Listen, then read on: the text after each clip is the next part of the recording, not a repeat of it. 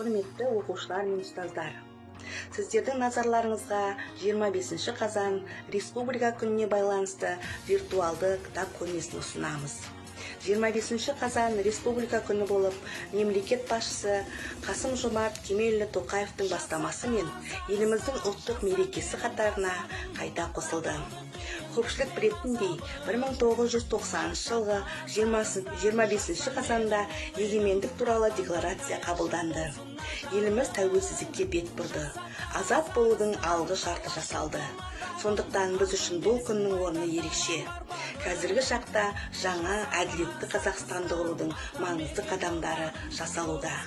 Бүгінгі виртуалды кітап көрмесінде тәуелсіздік шежіресі, Қазақстан Республикасының рәміздері, Конституциясы, Қазақстан анықтамалықтары, Қазақстан қалалары мен облыстары, менің отаным Қазақстан, әлем Қазақстан туралы, менің отаным тәуелсіз Қазақстан кітаптары мен газет-журналдары қойылды. Виртуалды кітап көрмесінде еліміздің тәуелсіздік үшін сан ғасырлық күресі, ел басқарған тарихи тұлғалары, желтоқсан оқиғасы туралы, ішкі және сыртқы саясаты туралы баяндалған кітаптар қойылды. Баршаңызды кітапханаға кітап оқуға шақырамыз.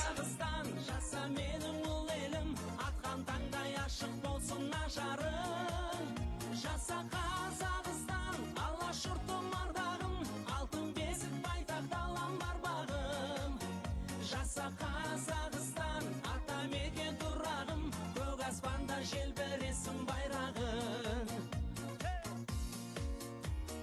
Мереке құтты болсын!